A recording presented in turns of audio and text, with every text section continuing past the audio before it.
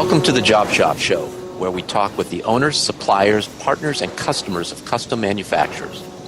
Listen and learn the secrets of top-performing job shops, the tools, techniques, and backgrounds that have made them successful, all in the quest of raising the bar for custom manufacturing. I'm your host, Jay Jacobs. This episode is sponsored by Paperless Parts, connecting buyers and suppliers of custom manufactured parts. The Paperless platform is a secure, ITAR-compliant, cloud-based manufacturing system for suppliers that reduces the amount of time spent on sales, estimating, quoting, administration, and order processing. It offers seamless integration with the accounting and ERP software tools that shops already use, such as QuickBooks, E2, and JobBoss.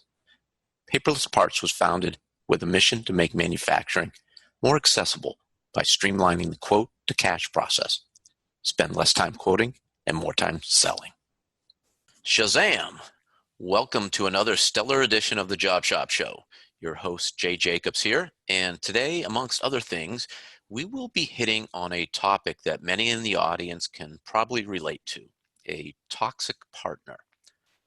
Jeff Robison of Holland, Michigan is here with us. He is the former president and owner of All Route, and as of January 1st, founder of a new shop, Hybrid Machining. Jeff ended up selling his stake in All Route to his partner, and he is open to chatting about that whole process with us. We're also going to discuss why he decided to open a new shop rather than sitting back and taking it easy. I think a lot of motivation here that we as job shop owners have, and we'll get into that. Welcome to the Job Shop Show, Jeff. Good morning, Jay. Thanks for having me. Absolutely. So one of the things that we were chatting a little bit before the show, you mentioned that a book by Simon Sinek called Start With Why helped you decide to start Hybrid Machining. So can you tell me about that book and how it shaped your decision? Yeah, absolutely. Um, at my previous shop, a lot of this was my own fault, but we didn't have a really true path of where we were going, what we wanted to achieve, and so on. Mm-hmm. And so as I decided to part ways with that company and start this company, I really wanted to focus very intelligently or deliberately on a couple different topics. So the book itself just really helped me to develop my own why. Why am I doing this? Why do I get up every morning to come to work? What are we going to give back to the community? And then hopefully we get something in return. So that book really just helped me understand the purpose of what this company is going to be all about, and figured out how to take it to the next level. So. For those who have not read the book, and perhaps you can summarize it so that it shares where it led you, the process, but also give somebody who might want to read it a better understanding of what it's all about. Yeah, I mean, so it's been quite a while since I've listened to it, but it really just gets down into the nitty-gritty of just defining your purpose, both personally and professionally. So if we have a very clear purpose of what we want to achieve within this company, we can all be on the same page and all be rowing in the same direction. Mm-hmm. In my past, that wasn't always clear. We had two different opinions a lot of the times. We had people rowing in different directions, and we sometimes they talk about light and how light, if it is focused, it's extremely powerful. Mm-hmm. But we have to be focused on one central topic or mission, or however you want to call it. And I think his premise is you ask why at least 5 times. Is that correct? Yeah. I mean, because really, I've seen it in some of his videos. If you go YouTube it, it's all over. It's been Right. millions and millions of times. But you start with this circle approach. In the center of the circle is your why, and then you figure out your why, then your how, and then you kind of work your way out. Right. Right. So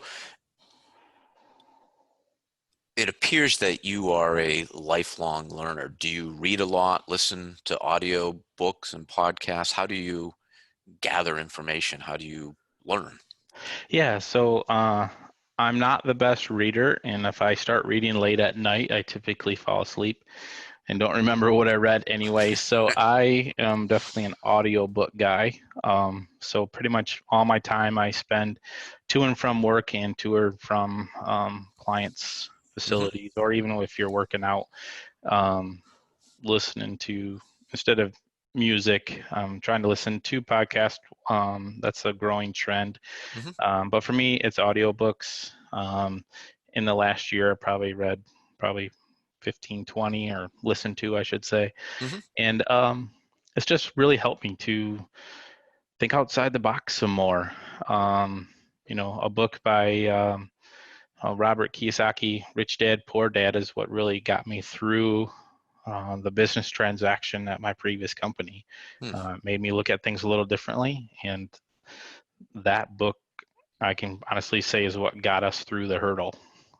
We were in a stalemate for months on end, and the book made me think of things differently. And now we've successfully gone through that transition and moved on. Any particular books in particular, besides those two that we've talked about, that you have either gifted or suggested other folks listen to or read? Yeah, so probably the first book would be um, it's called Traction. It's Mm-hmm. studying the EOS model, the Entrepreneur Operating System. It's similar to like scaling up, but just a different model. Um, we're big into that model in West Michigan. There's a ton of companies around here doing it, and nothing but praise Mm-hmm. with that. So I've been studying that and all of its books to figure out how to run this company better than I did before. Another one I've been giving away lately is Extreme Ownership. I Yeah. love that book. Jocko. Yes, it's even better, honestly, if you listen to it, because they read it and they have a really cool raspy voice from yelling at Marines all their lives. Yeah. So For there's those who are not familiar, Jocko Wilnick, I believe is how you pronounce his name.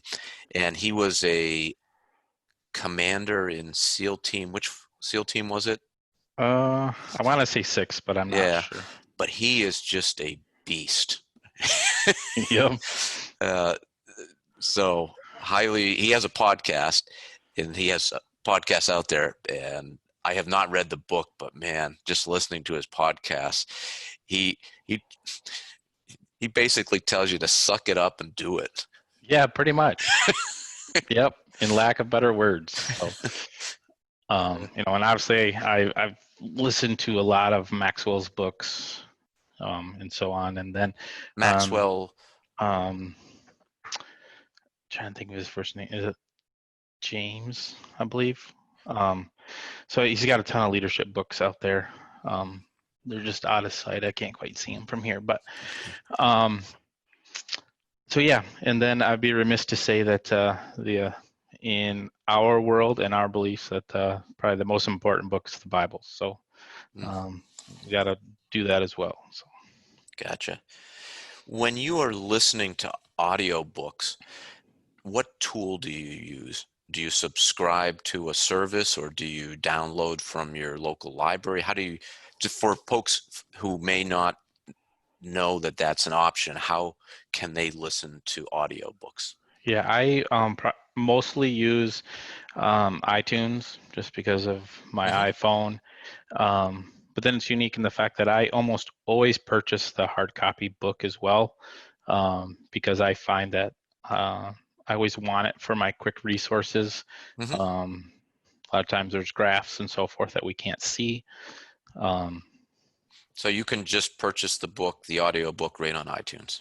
Yep, I purchased it, download it, so I can list it. I wish I could figure out how to share it with more people that way, but that's also why I buy the hard copy, Hmm. so that I can use it more as a quick reference to find stuff, but then also, particularly in traction, I typically keep 2 to 3 copies of it at my facility. If we're Hmm. talking about it with young entrepreneurs or other people that are just asking for advice, we'll give that book away.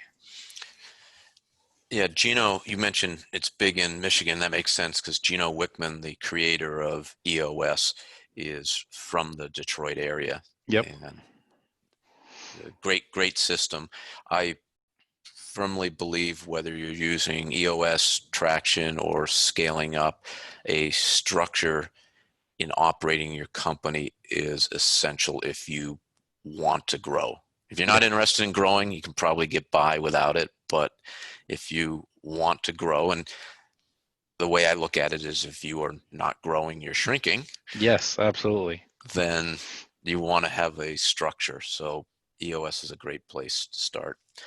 The story that you have, before we get into All Route, could you just share with us some of your background, how you got into manufacturing? Yeah. So well, starting in high school, I took 3 years of wood shop and 1 year of metals, and also all the CAD classes and stuff I could take back then. Hmm. Um, so I had a real passion for it. My grandfather owned a construction business, so I was always around wood. Um, so in high school, I got a job with a local company. Just started to sweep before I was old enough to run machinery. So I swept and I could really see what's happening in the shop. And then was hired on uh, during my summers. Just work on some really fun big projects. We worked on the Golden Dome of Notre Dame, Hmm. a lot of replica type work, and they were good, really good at teaching me. They had some really good gentlemen there that were willing to teach, and that's where I learned what I would consider traditional woodworking: um, table saws, band saws, drills, shapers, so on. Um, from there, attended Grand Rapids Community College, earned my associate's degree. While I was there, I started working at a company called Precise CNC Routing. Worked there for quite a while, probably, well, maybe a year and a half or so. Um, that was during my graduation time. Hmm. Left there, went to another CNC shop where we dealt with what we in West Michigan call the Big Four. On the east side of our state, everyone calls the Big Three our automotive makers, but on the Hmm. west side of the Big Four, there's our furniture makers of Steelcase, Herman Miller, Trenway, and Hayworth. Hmm.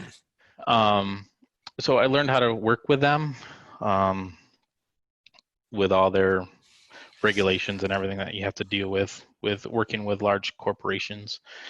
Um, while I was there, we got slow. So I had like 16 Fridays off in a row, and it was during that time was when I started planning All Route. Hmm. I always wanted to start my own shop. I had a passion for CNC machining, particularly in the wood industry. Hmm. So that's where 2003, it was just myself, one machine in my grandmother's building. Um, and we started off, and my uncle became my partner. After about 13 months, he came on board full time once we had enough work to Hmm. sustain both of us. So, did you have any businesses when you were younger, or was this your first stab at being an entrepreneur? Well, my first stab was all route. And that was I was 23 when I 20, started that one. 23. Okay. Um, so yeah, I mean, I was gonna start it right after precise CNC routing, but I was still pretty young, Hmm. still learning things, and that's why I went to the other company. I learned a lot. I only ran the floor for about 8 months on Hmm. their large routers, and then immediately kind of worked my way back up into the office into quality control and When stuff. you started All Route, did you have a business plan? Yes. Yep. It was fairly intensive, trying to get the plan all together. Basically, you had to try to pitch your idea to banks. Mm-hmm. It's extremely difficult at 23 when you're Mm-hmm. going to look for capital equipment. Um, and I was frankly just turned down. I mean, they said I was very organized. I had a big 3-year binder with everything from market analysis to obviously our name, why we Mm-hmm. called it that. Business. I had all kinds of documents from companies stating that they will give me work. Really? So I had letters of Huh. intent. Yeah. But they still didn't want to lend it to a young kid. Um, so I was fortunate and blessed that I was able to go to the bank of grandma, and she lent me the money, and yeah, we had a favorable interest rate. She didn't want to take any, but we gave her a few percentage points regardless. Mm-hmm. And then basically, I worked my tail off to we got it paid off in about 18 months. I didn't take a paycheck for 13 months. To, It's a common story for starting out.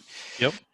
When your uncle joined the company 15 months into running it, hmm was he the second employee or like or part second person at the company? Yes. Yeah, he was the second person and partner. So we were 50-50 partners. How did Going you in. decide on that? Um, just what seemed to be the right thing at the time. Um, he had obviously more money than I did as more of an adult, if you will.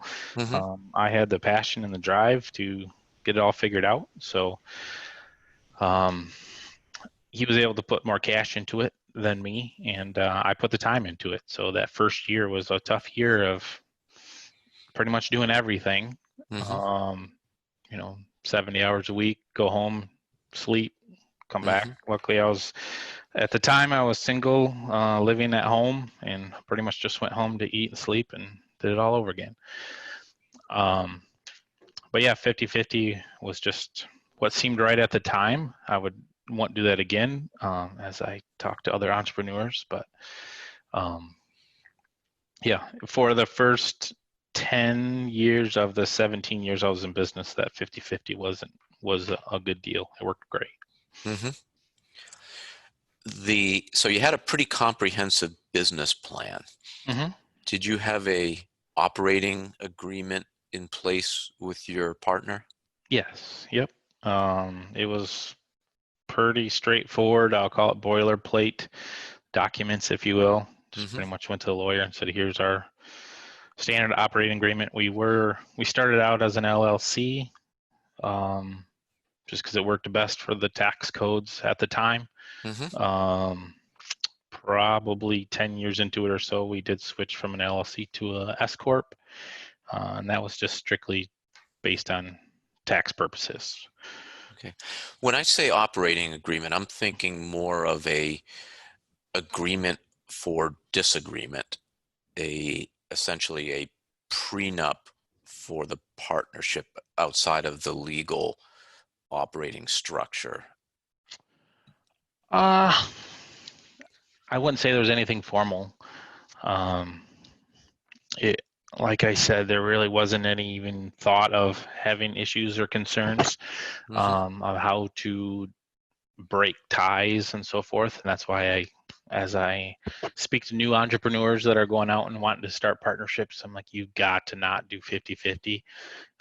Somebody's got to be the leader. So the 50-50 is something that you think it should be a 51-49%? If it has to be, yes. I mean, because we got in the circumstance that hurt us later on is that Mm-hmm. we just run into stalemates. Mm-hmm. We Sure. continued to grow further and further apart in visions. And with that 50-50, you're just stuck. And somebody ultimately is the leader, whether if you want to look at it from the money standpoint, whether they have more invested or the person with the drive and the passion, you can look at it that way too. But somebody's got to have the final say. Mm-hmm. Um, so that you don't get stuck in a rut. And Sure. frankly, that's what happened to us. I'll share a little bit if it's of interest in regards to at Rapid, we had a pretty solid prenup in place, and we had the legal operating agreement. And by the way, you want to separate these because a LLC agreement, or I'm not sure, I assume there's an S Corp agreement as well, is a document that banks and other folks will want to see that you are not necessarily required to give them, but a Yeah, lot of times if you don't give it to them, then they won't give you anything. yeah, if you want money, you got to give it to them. Right. Yeah. So an operating agreement, you don't want your partner operating agreement as part of that. It's none of their business how you would agree to disagree. And we had we had a separate agreement, and we anticipated the different scenarios where, and I was the majority owner, but I did have partners, shareholders who had put money into Rapid, and they needed to be treated fairly. So there were also team members who had equity stakes that were earned over time. And you want to clearly define in the operating agreement, in my experience, what happens in different scenarios. So what happens if someone dies? How does their family get compensated fairly for their share? What happens if somebody goes bankrupt? What happens if somebody commits a felony, steals money from your company? All these things are probably rare occurrences, but they do happen, and there's a pretty standard way to define how you exit from those scenarios. And just to flesh it out a little bit for folks who may want to put an operating agreement in place, we had a way to determine the value of the company. And what we did, I'm not sure of the exact numbers, but we took a rolling 12-month average of the EBITDA. So we or essentially went back 12 months, figured out an EBITDA, and it was a multiple of the EBITDA.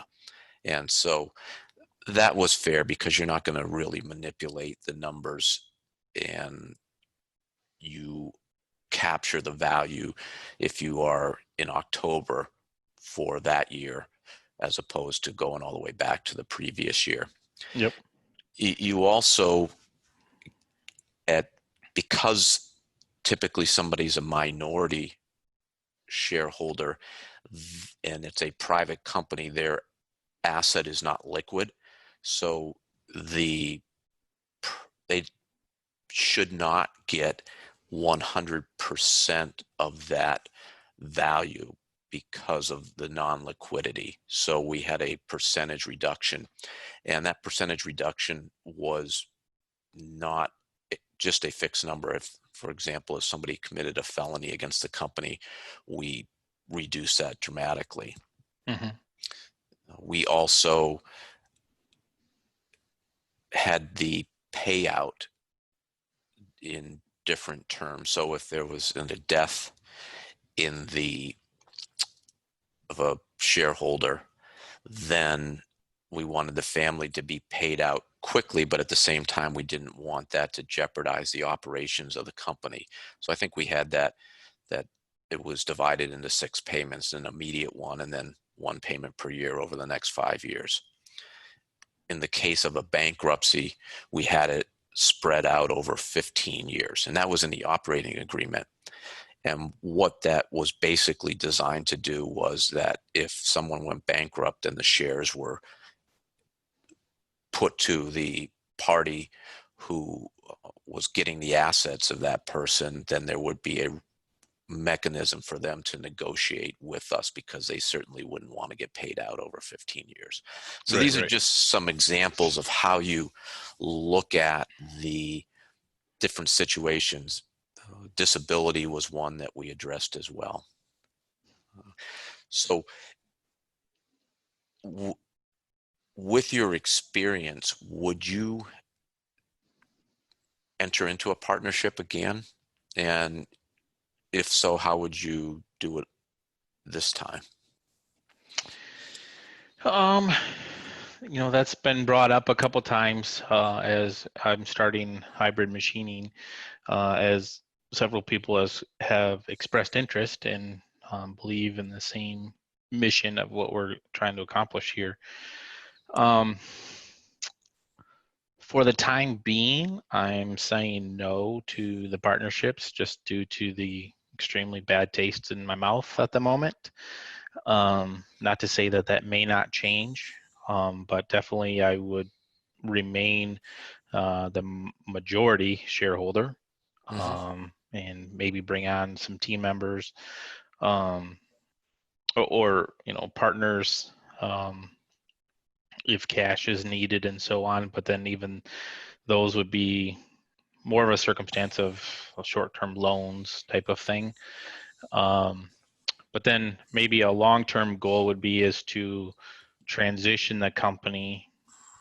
Lord willing, this can goes the way we want, and let's call it 15 years from now, Mm-hmm. we start converting the company, and by me selling shares to the team members, um, Gotcha. in that scenario, to come up with my own buyout strategy. How can I pass that on to the team members who put all the work in to do it? Great. An ESOP, or some of those Right. other processes. Yeah. Right. Going back to how you and your uncle ultimately separated, can you walk us through that process? Some of the starts and stops. I guess there were a lot of stops along the way. Yeah. Yeah. It was a huge struggle. I kind of seen where things were going all the way back in the spring of 2016. Um, and this was before we put a large addition on and started to grow the company even more. I offered to buy him out at the time, and there really wasn't any interest. And it was still it was a good thing. I mean, the company's running great, making great money, and so on. We just kind of let it lie. Um, End of 17. Well, I should say actually end of 18. 18 wasn't a phenomenal year. I mean, we doubled the plant. Mm. We added like 4 new members. Um, our bottom line just went through the roof. Added new technologies. That's when I got into the Datron machines. And I was the one at the time. I felt as if I was the one doing all the work. We've always said that I was the rocket and he was the anchor, and that was a good balance for a long time. But I truly embraced this Industry 4.0 Mm. concept, the IoT, the automation, and where industry is heading. And frankly, it's already there. But Mm-hmm. um, I wanted to continue to invest into more complex stuff because that's what intrigues me. If I continue to make squares all day, I frankly get bored. Um, so uh, at the spring of 19, I said, okay, enough's enough. We're not going to continue this. I made a pact to myself and to my wife and family that, well, this is not going to continue, and I'm putting my foot down, and we have to figure this out. Mm-hmm. So at the time, we had an evaluation done to determine what the cost of the company or the value of the company was. Mm-hmm. Um, I made an offer to him that was strictly 50% of everything to buy him out, and that was not good enough. He came back with some ridiculous offer that was just not even feasible. So we started the negotiations. at the end of the day, over the whole 2019, I made, I believe it was 6 offers total. Mm. Some swinging one way or the other. Mm-hmm. During 19, the value of the company I felt was continuing to depreciate as tensions are rising. People on the floor are having to pick sides. Mm. Right. This, I call it kind of like a bad divorce. The kids are, you do your best not to get the kids involved, but they do eventually, and they pick sides, and it was just a toxic environment for all of us. So I just kept pushing and pushing to try to come up with a resolution, and it just wasn't working. I never in my wildest dreams would I think I've ever would have sold All Route. I mean, All Route, and most people know this that are in the industry, that All Route and Jeff Robinson are 2 things that went together, as I was the face of the company out there on the streets and Mm-hmm. industry and social media and so on. But it just, he made it clear that he didn't want to go anywhere for the next 5 years, because he was 60 at the time and he wanted to stick around for 5 years. Mm-hmm. So that's when I had to make the decision that, fine, if you're not going to take this, then I'm leaving. Then we hashed that out for a while. But then the big thing for me is that he's got, I'll call it 5 years left in the industry, and I've got 20. Mm-hmm. I'm just turned 40 this year, and I got a long ways to go. And I got a lot of fun things I want to do yet in this industry. And the big hurdle was a non-compete. And frankly, I said, if you're going to tell me I'm going to have a non-compete and not going to be able to do what I love to do and my passion is, then you're going to have to pay me tremendously to go work at the hardware store for 3 years or Right. something, or buy that motorhome and travel the country. Right. And so basically we ended up devaluing the company's value, dropping it so that I didn't have the non-compete. He couldn't buy me out completely because the banks would not give him the money unless he had a non-compete. Gotcha. But I'm not doing it. So long story short is that what we agreed to, and this is where that book from Robert Kiyosaki came in, and The Rich Dad, Poor Dad was the book, and just talking about real estate and the incomes and so on.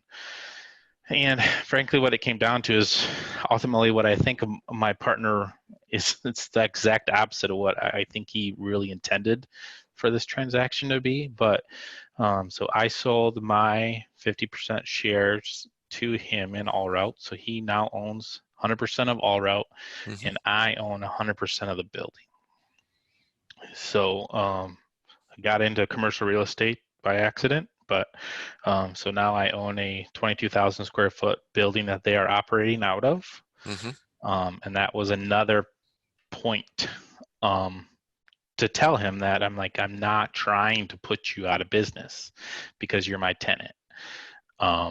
It was another way of just trying to show that without having a legal document.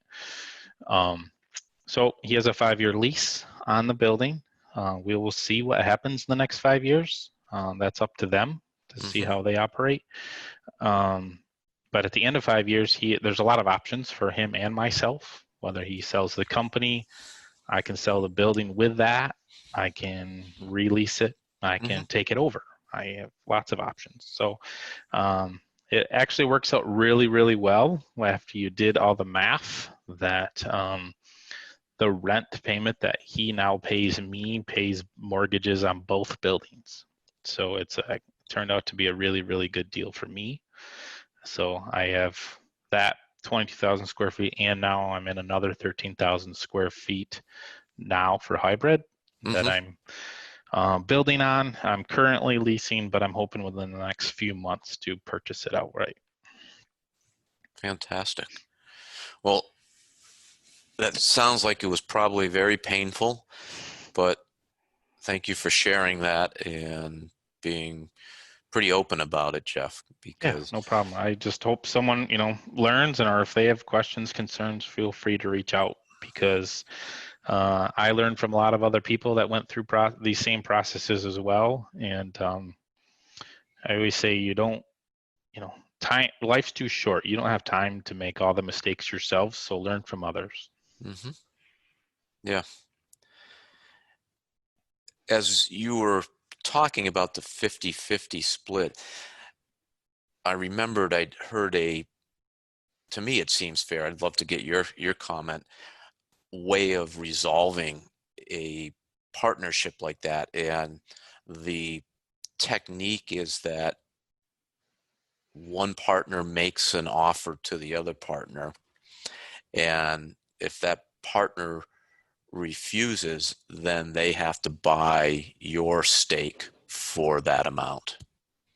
So essentially, it makes you offer a fair amount, because if you don't, and then he decides to buy you out, you don't want to get hosed on that. Right. What do you think of that? That's funny you say that, because I tried that. Really? Yeah, I said, because we had the original value that the evaluation said. I tried to purchase him out for that amount. Mm-hmm. I mean, right down to the 50-50, just literally Yeah. took the numbers of Adam in half. Yeah. Um, so when he came back the first time with the proposal that was like all of 40% more than that, and I said, "There's absolutely no way." So He didn't think that was fair. no, because then I said, "Well, fine, I'll sell it for that amount," and but then he wouldn't do it that way.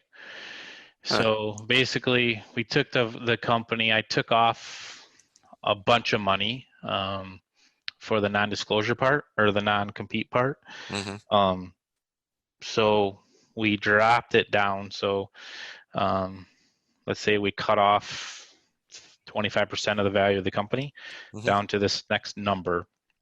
And Gotcha. then I said, I'm willing to buy you out for this dollar amount, and I'm also willing to sell for this exact same value. So this is why I feel this is fair. I'm willing to take or leave the whole situation for this exact same number, and that wasn't good enough either. Huh. So that's what got us in the stalemate, and Yeah. mostly because of the non-compete, is that he wasn't willing to do it, because I'm a lot more of a threat, because I have full intentions to stay in this industry, Mm-hmm. and this is my world. I live and breathe it day and night, Right. and his is not as much. So I wasn't concerned about him owning a business and being a threat, but it is the other way around. So that's what it really happened. So that's why, through that book and understanding everything, if once there was we calculated the difference between the value of the company and the value of the building, the delta difference was only literally a couple $100,000. So it was very small. Mm-hmm. So I finally came to him and said, hey, what if we could just do this whole deal with this? Your total investment out of pocket is only this much, which was very little.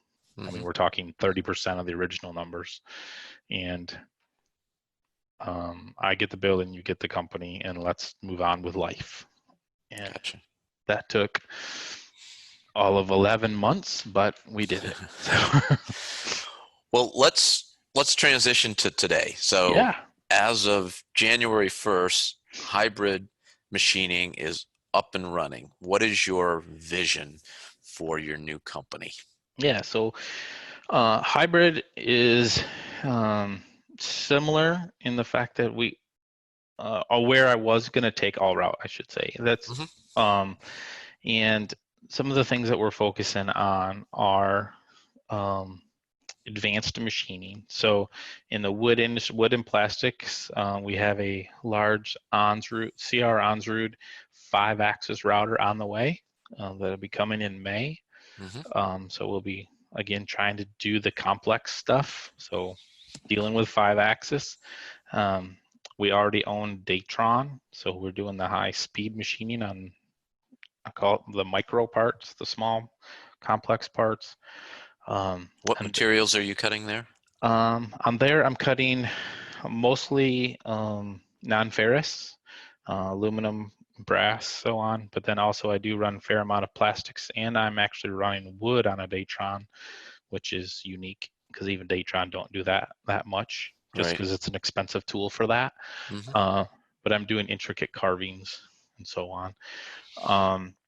Hybrid's name came from, it's really a combination or collaboration between 3 different things.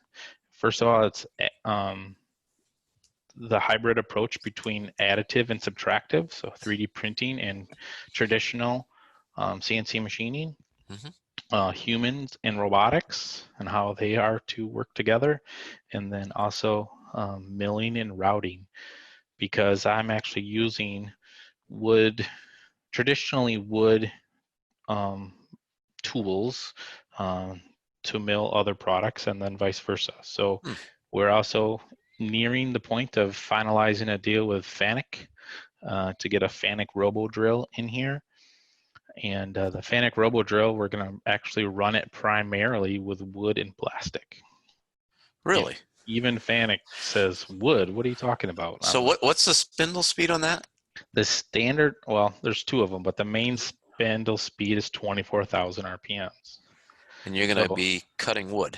Yeah, so when you ask me, a machine that's got 24,000 RPM, that's a router, in my opinion.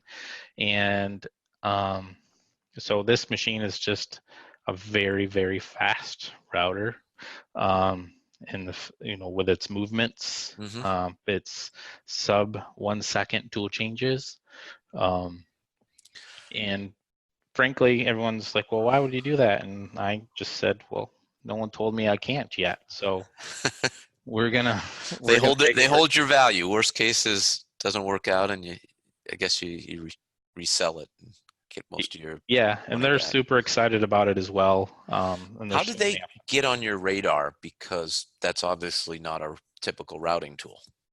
It goes back to my research all the way back probably 4 years ago or so, when I started looking at smaller and smaller routers. So I've owned CR Onsrud routers for 17 years. Purchased 4 or 5 of them, I think 5 of them. But my smallest machine bed was 5 foot by 8 foot. My largest ones were 5 by 20s. And frankly, I just got sick of running parts that are the size of a piece of paper or smaller on a 20-foot machine bed. And I said, I got to figure out how to get more spindles in my same footprint, because my building was full. And so we got to start getting smaller. The unique part about the wood industry is that as you go smaller in the traditional routers, it just goes right into the hobbyist level. So we're talking. So they haven't, the high precision manufacturers haven't shrunk their equipment at all. No, they just keep getting bigger. I mean, Onsrud's big machines are, they've got some that are 20 feet wide by 100 feet long. They keep getting bigger, but no one's going smaller. And frankly, I wanted to. And I approached Onsrud about it a few times. It just wasn't a good business model for them, which I totally appreciate. So that's where I learned about Datron. And I learned about Datron at IMTS. And again, people ask me all the time. I was questioned by my partner on this a lot. It's like, why do you go to IMTS? I was going to ask you that question. Yeah, it's the metal show. Compared to the IWF, which is the woodworking show, which is only a few weeks prior to IMTS. And the reason is that the metalworking industry, I feel, is usually at least 5 to 8 years ahead of us in the wood industry. I mean, the wood industry is just starting to program off of solid models. Typically, we're all 2D before. Mm-hmm. So they're just starting to come around. Well, that's been around for 8 years at least in the metal side. So Mm-hmm. I went to the metal shows to learn what's coming and how do I get on the forefront of it. And that's where I found Datron. Started learning about it, learned more about high-speed machining, what it can do, and ultimately what happened was I ended up buying two Datron machines at All Route before I left. Mm-hmm. Um, How do they compare in price to the larger routers? they're very much this. Well, the Datron's got their Neo, which is the smallest machine. Mm-hmm. That is comparable to a 5 foot by 12 foot router. So quite different in How price. how do you justify the cost then if you have a smaller footprint that you're cutting within? To me, it's all about different tools in your toolbox. Mm-hmm. Because I can do so many more things now. And I'm talking while I was at All Route. Mm-hmm. I can get into more complex parts. I can get Okay. into micro tooling. You know, you know, Mm. on Root, you're pretty much getting down into, an 1/8 is a pretty small tool, Okay. maybe a 16th. But a 16th is a fair size tool on my Datron. We run Right. down to 20 thousandths diameter tools on a regular basis. Mm-hmm. Um, and again, that it worked well in where I wanted to take the company, Mm-hmm. which was getting into the complex stuff. So that kind of segues into where the Fanuc came in. Fanuc, the Robo drill, um, it fit the bill for me to trying to find that 24,000 or find the standard high RPM machines. I looked at Haas's, Herco's, all the other Mm-hmm. name brands. I even had a Herco guy. Luckily, I was very thankful that he was honest. He said, yes, this machine runs at 18,000 RPM, but if you run it at 18,000 RPM, it's like running your car at 4,000 RPM. Just because it can do it doesn't mean you Mm. can do it all day. Right. And frankly, the machine was an overkill. It was like 46 horsepower. I'm like, I'm cutting wood. I don't Right. need this. Um, so the Fanuc just seems to be a good fit for RPMs. Obviously, the controls are great. Mm-hmm.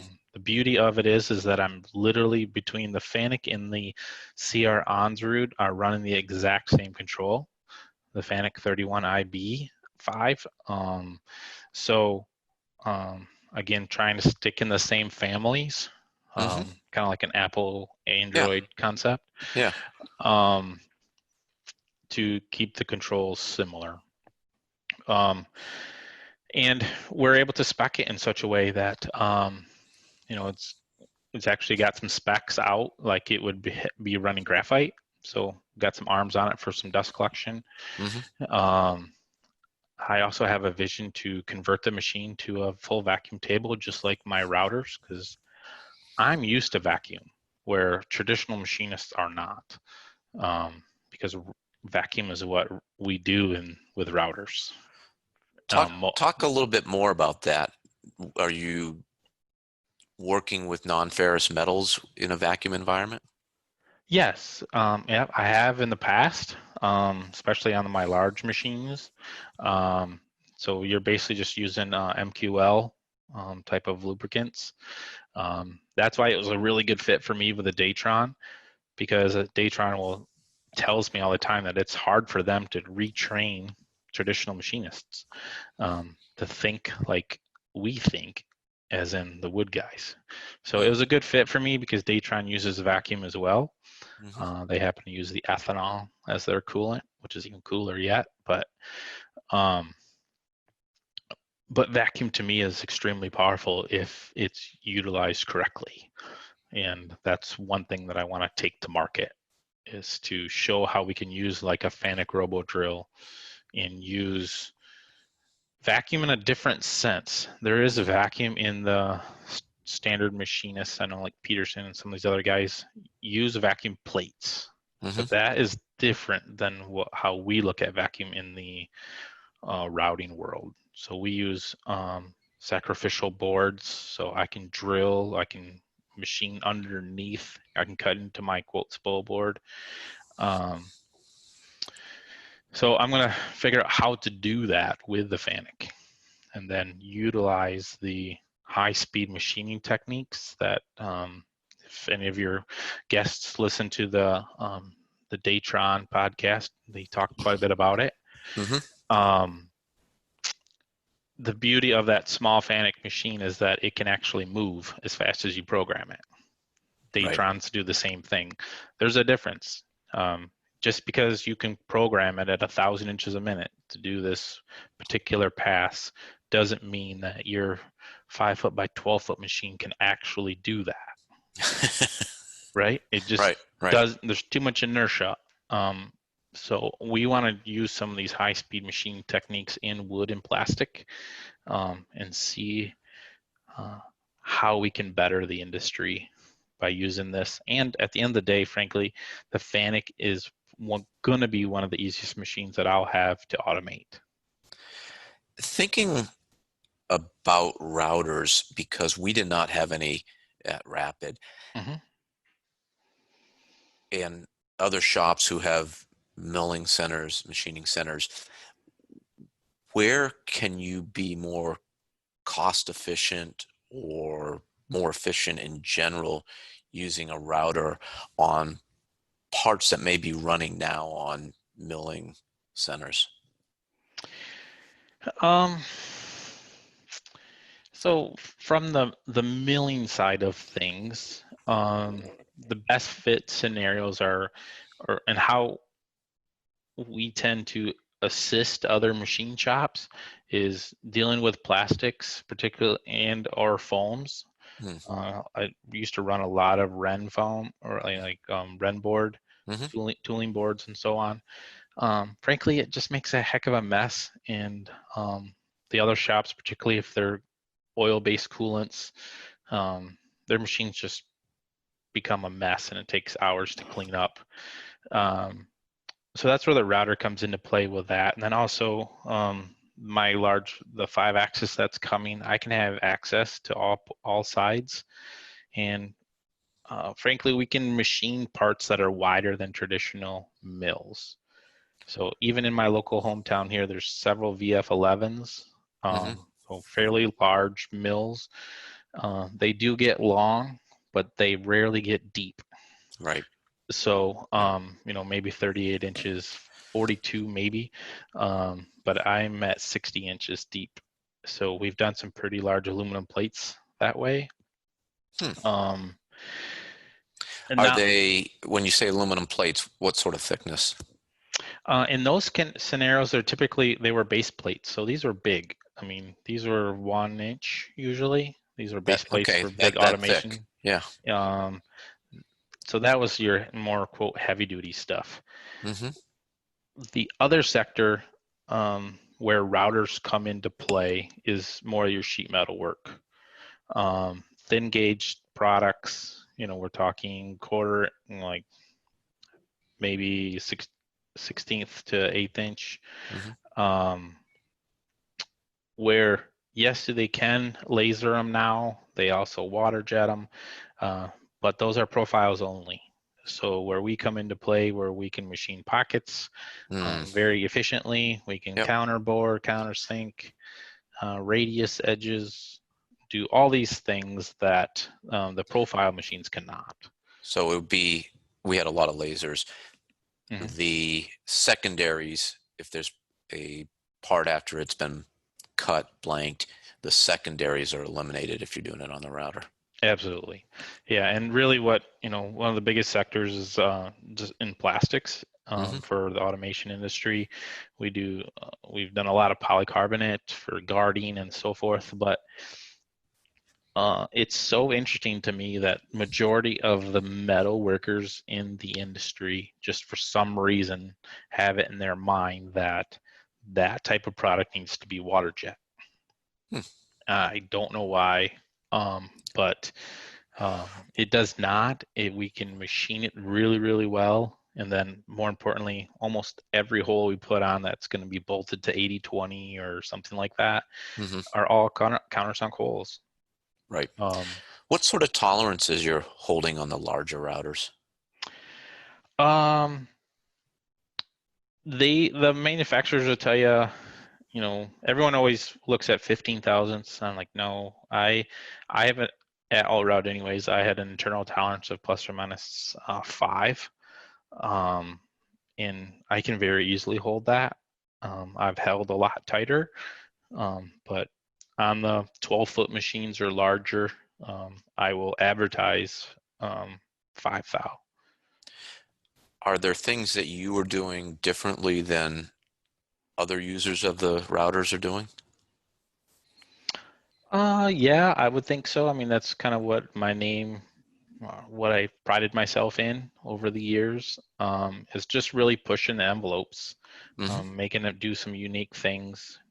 Ansrud, for instance, I helped develop a bracket type thing to hang my part off the edge of the table so that the machine actually over traveled off the table by about 1.5 inches. Hmm. So I said, well, perfect. I'm going to make something that I could mount something long and narrow on the end so that I could work on the edge of it, or on the end to Hmm. put some unique dovetail for some furniture components. Hmm. Um, so yeah, I typically push the limit on the machines.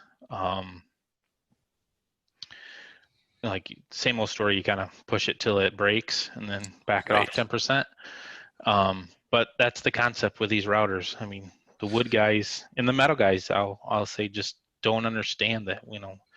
I've ran 3/4 inch plywood at 2,000 inches a minute. It's not hard. Holy cow. We can do it all the time. Um, and you just got to push it and understand your machine. I always use the words, you have to respect your machine. Hmm. Don't beat it up. I see people try to do those things. That's great, but you have to respect it too and understand the inner workings and why you don't plunge, um, versus a ramp and all these things. Because routers spindles are different than the metal spindles. Hmm. They're not designed to take those axial loads. So Oh, you have to interesting. respect it. So Yeah. Huh. So you started a shop from scratch, and you came from a shop where you'd over 17 years, I think you said, yep. you had pretty much probably all the little things that you need right there. So Mhm. what can you share with the audience, in particular, someone who is looking to start a shop from scratch? What did you not anticipate that happen? Um, a lot of it just comes down to, I mean, you when you have all the tools that you possibly need and you have acquired over 17 years and you just take it for granted that you can walk over and grab this particular tool, you Hmm. don't have that anymore. So my endless trips to Lowe's or other box stores or whatever, it's unbelievable the stuff that you don't have. I just found it the other day. I didn't have a thing to take a paper clip out or a stapler. You know, and it just costs a lot, particularly in the machining world. All the different fixtures, all the different little tools you need for indexing or getting parts together. um, it just costs a lot. um, there's no question about that. I'm investing a lot more than I would have thought, but it is what it is. Hmm. um, When you say a lot more, what sort of numbers would should someone budget for these little things that in aggregate add up? yeah, I mean for me, I'm talking putting an extra 50 grand in here or there, Yeah. just for all these ancillary things. I mean, okay, Yeah. you buy all this stuff. Well, shoot, now you need a toolbox. Well, now what toolbox do you want? What kind do you want? Do you want a good one? Do you want to Right. buy a cheap one? There's so many of these little things that seem so minuscule, but makes you not sleep at night. It sounded weird, but I had to decide: do I want to be a DeWalt shop, or do I want to be a Milwaukee shop? You have to decide which one do you want. Hmm. Right. It seems little, but Right.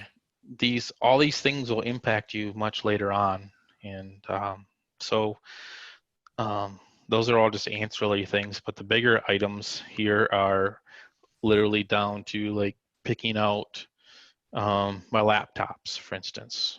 I decided to go all HP, so every laptop we have here is exactly the same. It's the same dock, it's the same everything wherever you are in the shop. So you can bring your computer anywhere you want to. But those are the decisions that just weigh you down. But I think this is a great point that you standardized, and there is a lot of variability, particularly in the beginning. You're having to make a lot of decisions, but once you are making a decision, that's going to eliminate making a lot of other decisions later on. Absolutely. So by saying you're going all HP or all Milwaukee, you don't have to think about that anymore. Nope. No, it's just you have to do it. And if you don't spend the time to do that, you've kicked yourself in the butt later. Yep. Because and that's where it's the amount of forethought that has to come into it. I mean, all the way down to how you do your file structures and stuff. It'll all impact it later. Not that you can't fix any of these things. So I try to tell people to just, eventually you have to make a decision. You can dwell on things for too long and not get anywhere. A famous quote I heard the other day, you don't want to mistake movement with progress. Just because you're moving doesn't mean you're getting anywhere. Right.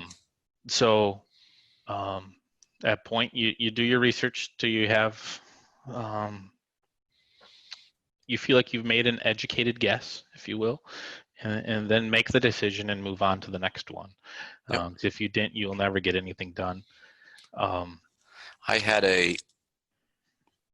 We had a new employee lunch at Rapid, and part of what I shared with the new team members was that I would rather have you make 100 decisions a day and have hopefully 90, 95 of them be good decisions. But if it wasn't a good decision, you go to plan B, correct, and make another decision. Yep. As opposed to the alternative of making 25 perfect decisions a day, because even though you got them all right, that meant that you didn't make 75 other decisions, and that is not going to enable the company to execute at the level we needed to. We wanted and needed people to make 100 decisions a day in that sort of an analogy. Yeah, absolutely. And and I'll segue a little bit of that into kind of the core vision of where we want to take this company is that I have a passion to help produce people as much as we produce products. Sure. So that's one of our real core visions here is to show off technology, teach people about it. We're pretty young. I don't even have that much to show yet for being only just barely 2 months old. But we had over 70 tours through here so far of either individuals or groups of people, anywhere from counselors to high school teachers to parents with kids that are just interested in particularly printing and so on. And that is the core vision here. If I could actually do that for a living and not have to make parts, I would do that. But unless the government wants to subsidize me to do that, I still have to make a living. But we've strategically partnered with several companies like Datron, Sierra Andrew, Fanuc, and so on, and they all believe in this vision. So they are helping me along the way to show off the newest, best technologies. So we have companies like Harvey Tool and so on that we're partnering with strategically to say, hey, check out these tools. How can we push them with our knowledge to use their equipment and their tooling? I'm inspired by a lot of people might have heard of Titans or Titans of CNC. Yeah. Yeah. You know, I've only met him once for like 5 minutes, but the 5 minutes I did talk to him, I said, just believe me, I'm going to do something similar to this, but for the wood industry, wood and plastic, just because I feel like they're a segment of our market that is being lost or forgotten because you can't even find somebody to teach you that. Mm, There's no schools out there teaching CNC routing. right. So I just want to help try to be a voice for all of that. And how do we take all these technologies from the metal guys, adapt them to plastic and wood, and how do we continue to compete with China and so forth as the years move on? Well, I think that loops back to the beginning of what we discussed with start with why and how you decided to start hybrid machining and discover that beyond making parts, you want to inspire people. So I think this is a good place for us to wrap up. I really appreciate you opening up and sharing the story of how you separated yourself from a company you loved. Mm-hmm. Yeah, some great takeaways for folks who may be in a similar position. And if you are starting a company or you have the opportunity, highly recommend creating that operating agreement for disagreement Mm-hmm. if you have partners, and think of it as a prenup for business owners. Eh, But in general, thank you for being very candid, and these sort of details usually don't get heard. People just are not willing to share them. So again, thanks for opening up there.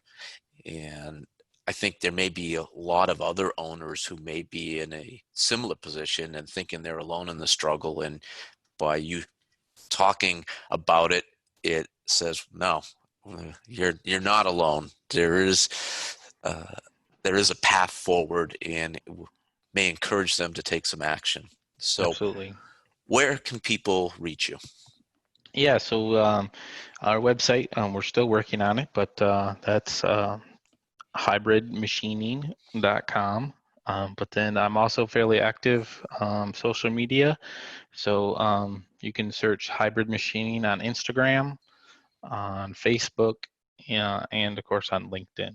So um, just out there trying to share my story. We're hoping to do some short like tech tips and so on here in the near future. Hmm. Explain the different nuances with routing and helping people to just understand the differences and how we can apply our technologies to help them solve their problems. And we haven't talked a lot about additive today, but that's a huge focus for us as well, and how we can leverage both the additive and the subtractive um, techniques to get to the best possible solution. Excellent. I think that there is a lot that if people listen to this perhaps a couple times will really pick up and have the opportunity to chew upon. So besides, if you're starting a new shop locating next to Home Depots or Lowe's, anything else you want to add before we go? Oh, just there's always light at the end of the tunnel. I just don't settle, I guess. Mm, If you find yourself not happy and you're not passionate about what you're doing, find something that does, because life's too short to be miserable in what you're doing. Find something that you're passionate about and figure out how to do it. And the second point would be is just surround yourself with positive people. Um, absolutely. People got to be out there lifting you up. If you're constantly surrounded by people dragging you down, Will Smith said it by, um, if the people around here better be throwing wood on your fire. If they're not, they're pissing on it. So you need to step away, and figure out what you have to do to build your fire. And frankly, that's ended up what I ended up doing, and I'm happy. I'm intrigued about what the good Lord has in store for us, and we're excited to see where this takes us. Well, Jeff, thanks again for sharing your story. And listeners, thank you so much for being with us today. I am super grateful to be able to bring you stories like this that you're hearing. And I encourage anyone who has a story to tell or knows someone who has a great story to tell to contact us. Also, a reminder that we're soliciting questions for our Ask Me Anything episode. If there's anything you would like to glean from my advanced degree in the School of Hard Knocks, fire away. Please go to our website, thejobshopshow.com, and email them in. Thanks again for making us a part of your day. And until next time, I'm going to add, keep those routers routing, the spindles turning, and those lasers cutting. Have a great day.